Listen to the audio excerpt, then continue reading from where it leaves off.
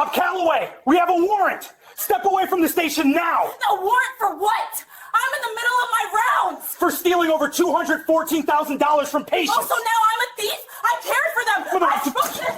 Drop the clipboard, now! That was the last shift Denise Calloway ever worked.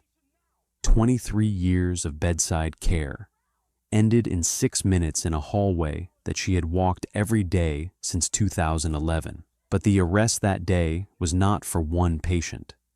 It was for 19 elderly dementia patients, 19 forged power of attorney documents, 7 hidden bank accounts, $891,400, drained from people who could not remember their own names, let alone that someone was stealing from them. Every document stamped by a notary who had been dead since 2020. And the only reason any of it came to light is because one Army corporal drove 11 hours to visit her grandmother and asked a single question at the front desk. Denise Calloway is serving 156 months in federal prison, 13 years, and she will die owing every cent back. Before we continue, have you ever had a family member in a nursing home or assisted living facility?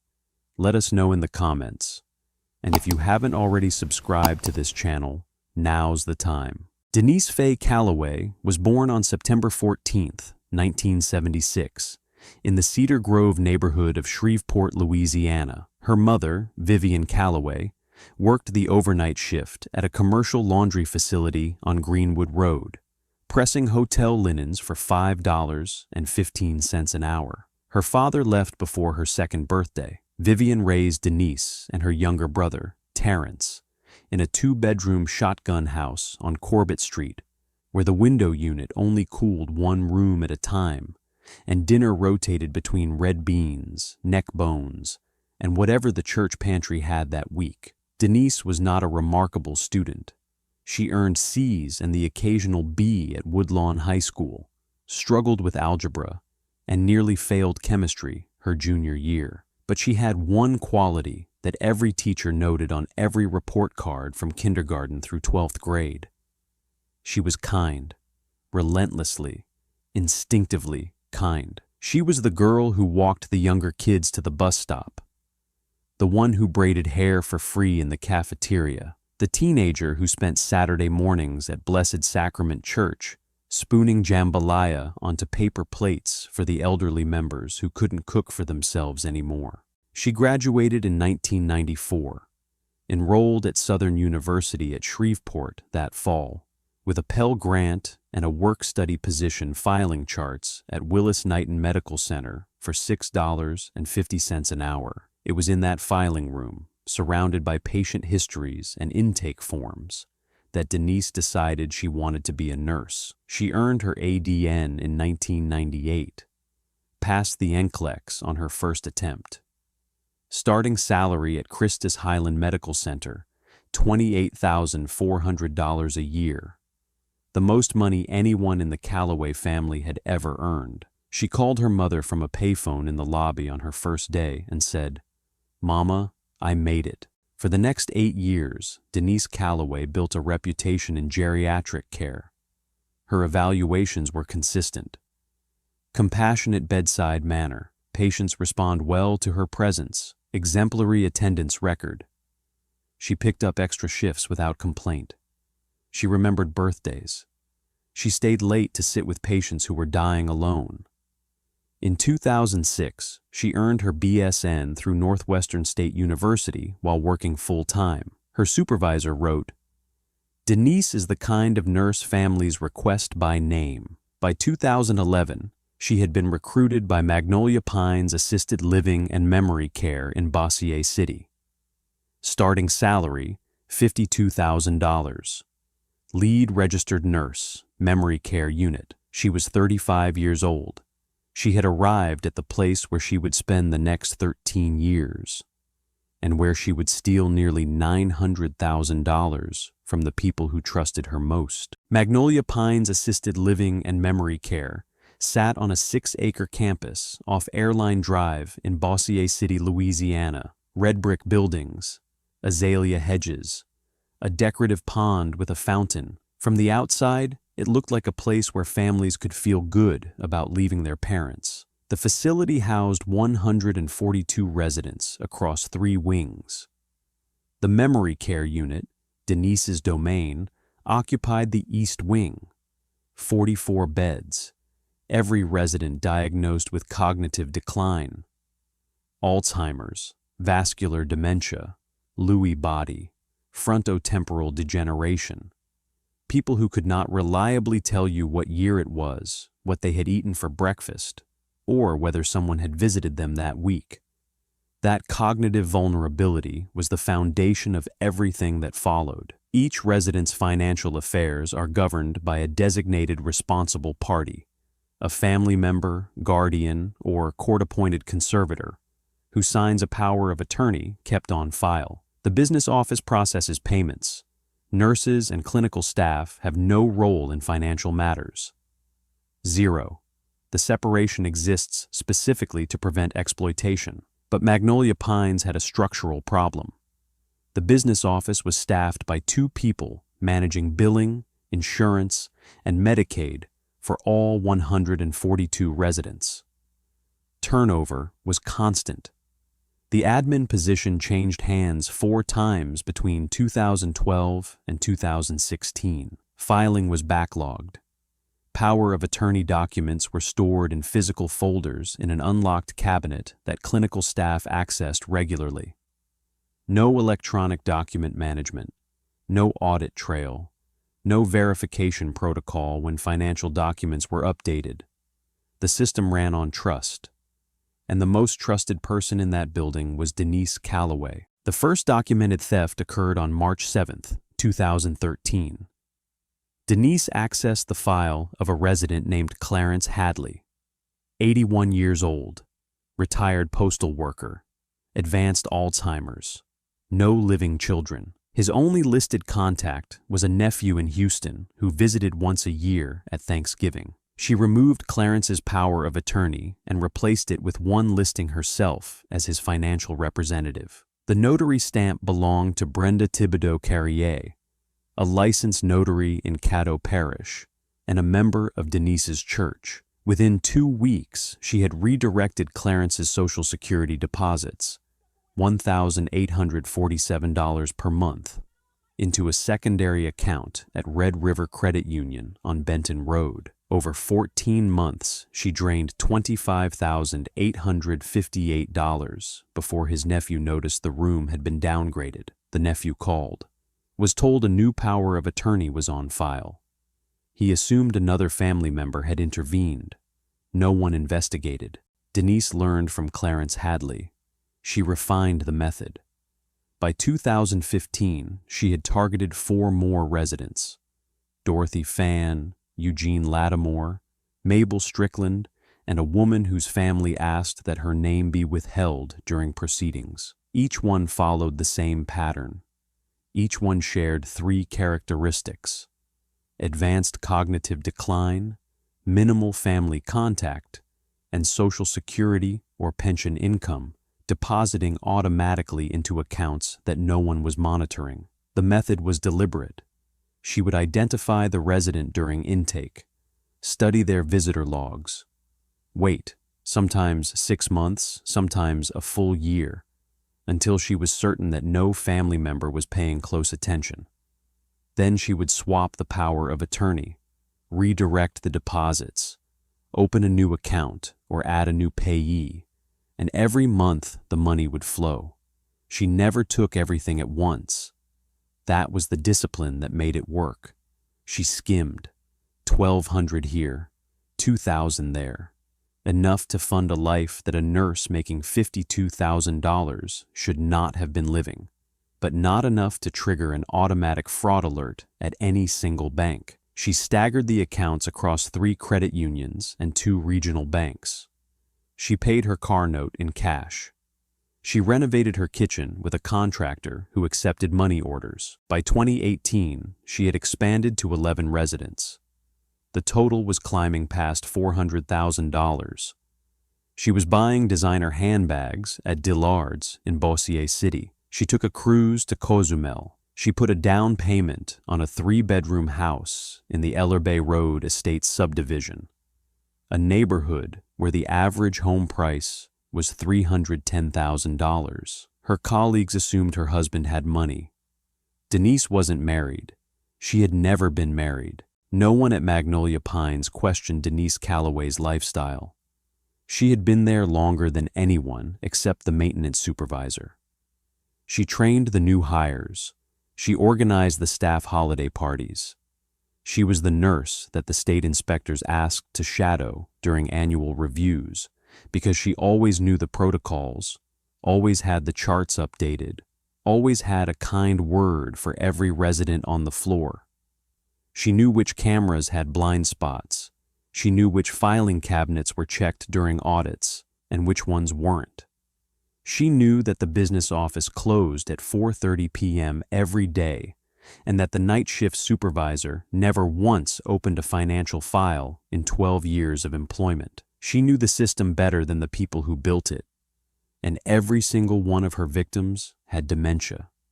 Every single one. On March 19th, 2024, Corporal Anaya Broussard signed out on leave from Fort Liberty, North Carolina. She was 26 years old, Army medic, 2 deployments. She had enlisted at 18 because her grandmother, Odessa Mae Broussard, told her that serving your country was the highest thing a person could do with their life. Odessa had said the same thing to Anaya's father before he shipped to Kuwait in 1991. He came home, raised Anaya until he didn't. A heart attack at 44 in the produce aisle of a Brookshire's grocery store on Uri Drive. Anaya was 15. Odessa raised her after that. Social Security survivors' benefits, a pension from Odessa's late husband's 31 years at the General Motors assembly plant in Shreveport before it closed in 2012. A savings account at Barksdale Federal Credit Union that Odessa had built, dollar by dollar, for decades. When Anaya deployed the second time, she set up automatic payments to Magnolia Pines for supplemental care. The premium meal plan, fresh flowers every 2 weeks, a private room upgrade, $640 a month, deducted from Anaya's military pay. She arrived at Magnolia Pines on March 20th at 1:47 p.m. She found her grandmother in a shared room with a woman she did not know. The flowers were gone. The meal plan had been canceled. Odessa was wearing a gown with someone else's name on the tag. She weighed 103 pounds. She did not recognize Anaya. Anaya went to the front desk, asked for the financial records, asked for the power of attorney on file. The clerk printed it and slid it across the counter. The document listed Denise Faye Calloway as Odessa Mae Broussard's designated financial representative. Effective date, January 12th, 2022. Anaya had never heard that name before. She looked at the notary stamp, Brenda Thibodeau Carrier, notarized on January 12th, 2022. Anaya pulled out her phone, searched the name. Brenda Thibodeau Carrier had died on August 3rd, 2020, 19 months before the document was notarized. The power of attorney that gave Denise Calloway control of Odessa Broussard's finances had been stamped by a dead woman. Anaya called the Bossier City Police Department from the parking lot at 2:31 p.m. By 3:15, a detective was on site. By the following Monday, the case had been referred to the FBI's Shreveport field office. By April, a federal grand jury had issued subpoenas for every financial record Magnolia Pines had on file. FBI Special Agent Demetria Hollins was assigned the case on April 4th, 2024. She began with the single forged power of attorney for Odessa Broussard. Within 6 weeks, she had found 18 more. The pattern was identical across every file. A power of attorney document, filed in the residence folder, listing Denise Calloway as the designated representative. Every document notarized by Brenda Thibodeau Carrier. 14 of the 19 documents were dated after Brenda Thibodeau Carrier's death. Denise had been using a dead woman's notary stamp for over 3 years, and no one at Magnolia Pines had ever checked. Agent Hollins subpoenaed bank records from Red River Credit Union, Barksdale Federal, Citizens National, and 2 regional banks. The records revealed 7 accounts, all opened between 2013 and 2022, all listing Denise Calloway as the primary holder. The deposits mapped directly to the Social Security payment schedules of the 19 victims, dollar for dollar, month after month, for 11 years. The total, $891,400. Denise's personal finances told the rest of the story. The house on Alerby Road Estates, purchased in 2019 for $287,000 with a $40,000 cash down payment. The pearl white Lexus RX, financed in 2021, first 12 payments in cash money orders. Credit card statements showing Louis Vuitton purchases in Dallas, a 7-day Caribbean cruise, and a brokerage account at Charles Schwab containing $114,000 in index funds. A registered nurse earning $58,000 a year with no second income, no inheritance, and no spouse. Then came the text messages. Agent Hollins obtained a warrant for Denise's phone records. The messages painted a picture that the bank records alone could not. Mr. Lattimore's daughter called the front desk today asking about his account. I moved the POA to the back of the folder. She won't find it. New admit in 14B. No kids. Pension from the Army. Wife died last year. Give me 3 months. Strickland's niece stopped visiting. That's the 3rd month. Green light. I need you to run the stamp on 2 more. Same as before. I'll bring the paperwork to church Sunday. That last message was sent to a woman named Felicia Day, a fellow church member who had possession of Brenda Thibodeau Carrier's notary kit after Brenda's death. Felicia had been stamping the forged documents at Denise's request since 2020. She was not a licensed notary. She did not understand the full scope of what she was enabling. She would later cooperate fully with federal prosecutors in exchange for a reduced charge. The smoking gun was not the text messages alone. It was what agents found when they searched Denise's home on Alerby Road on May 14, 2024. In the master bedroom closet, behind a row of shoeboxes on the top shelf, agents discovered a manila envelope containing photocopies of all 19 forged power of attorney documents. Each one bore the same notary stamp, Brenda Thibodeau Carrier's, and each one listed Denise Calloway as the designated financial representative. 14 of the 19 were dated after Brenda's death. Stapled to the back of each photocopy was a printout of the corresponding victim's most recent bank statement, with the account number and routing number highlighted in yellow. She had kept copies of every single forgery, organized, labeled, filed in the same meticulous way she filed patient charts at work. 19 forged documents, 19 stolen lives, all in one envelope, on a shelf she dusted every Sunday. On May 14, 2024, at 6:52 a.m., Detective Reginald Fontenot and FBI Special Agent Demetria Hollins arrived at Magnolia Pines. Denise had clocked in at 6 a.m., same as every Tuesday for 13 years. She was at the East Wing nursing station, reviewing medication charts, when Fontenot appeared at the end of the hallway. She looked up, saw the badge, saw Agent Hollins behind him, and she smiled. "Can I help you?" she said, setting the chart down slowly. "Denise Calloway," Detective Fontenot said. "We have a warrant for your arrest." She didn't flinch. She tilted her head. "For what, exactly?" 19 counts of financial exploitation of the elderly, 19 counts of forgery, wire fraud, mail fraud, identity theft. She let out a breath through her nose, crossed her arms, looked past Fontenot at Agent Hollins. "You must have the wrong person. I've been taking care of these people for 13 years. Ask anyone here." "We've asked," Agent Holland said. "We've also been through your closet." That was the moment. The arms uncrossed. The smile left.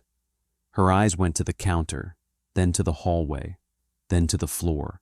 She was calculating. Every nurse on the floor had stopped moving.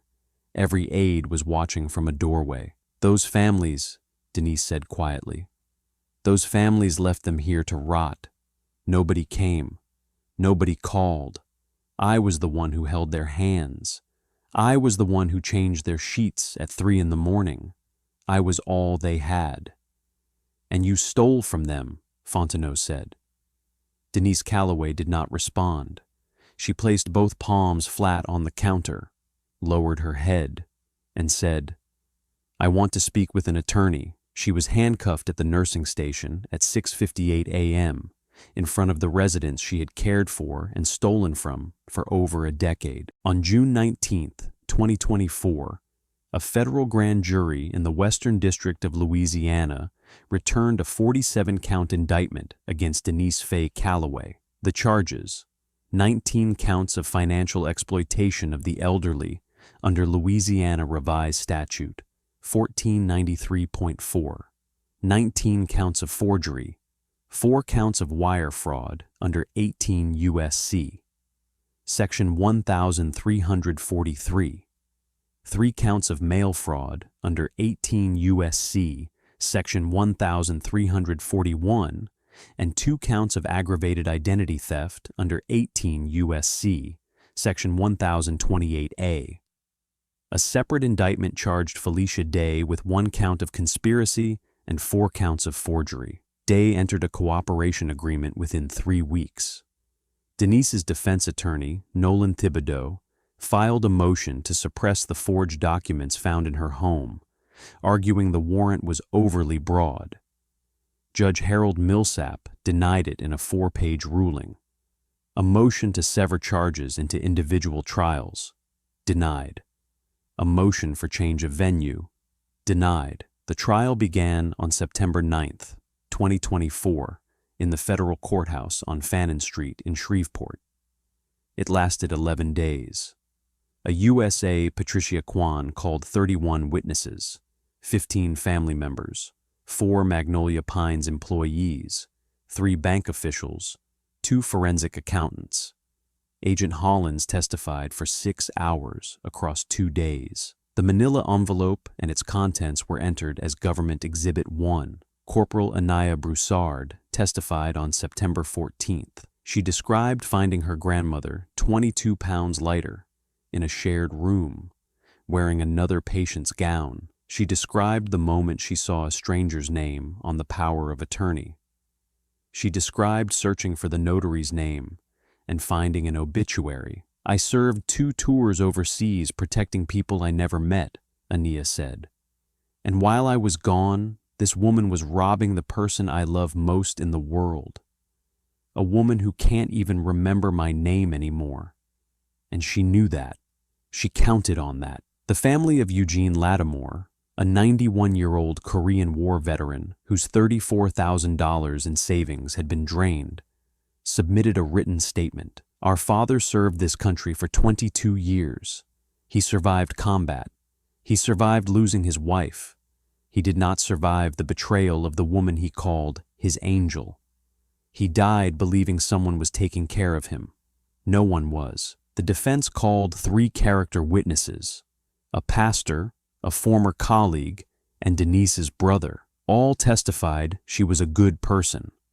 None could explain the forged documents in her closet. On September 20th, 2024, the jury returned a verdict in 4 hours and 12 minutes, guilty on all 47 counts. Sentencing was held on November 8th, 2024. Judge Millsap addressed Denise directly for 9 minutes before pronouncing the sentence. 3 lines from that statement would be quoted in every news report that followed. "You did not stumble into this, Ms. Calloway. You engineered it. You selected your victims based on how alone they were in this world. You weaponized their isolation, and you did it while holding their hands, brushing their hair, and telling their families, when they bothered to call, that everything was fine. The cruelty of this crime is not the money, it is the patience. You waited until no one was watching. You forged documents using the stamp of a dead woman, and you filed copies in your own closet as if they were tax returns. You are sentenced to 156 months in federal custody, to be followed by 3 years of supervised release. You are ordered to pay restitution in the amount of $891,400, and you are permanently barred from employment in any healthcare, caregiving, or fiduciary capacity for the remainder of your life. Denise Calloway was remanded immediately. She was transported to FMC Carswell in Fort Worth, Texas, a federal medical center that houses female inmates. Bureau of Prisons records list her projected release date as March 2037. She will be 60 years old. 11 years. 19 victims. $891,400. 19 forged documents stamped by a dead notary, filed neatly in a closet on a shelf she dusted every Sunday. She knew they couldn't remember. She knew no one was watching. She knew the system was broken. She just didn't know about the granddaughter. That level of betrayal stays with you. But the case on your screen right now, it makes this one look like a warm-up.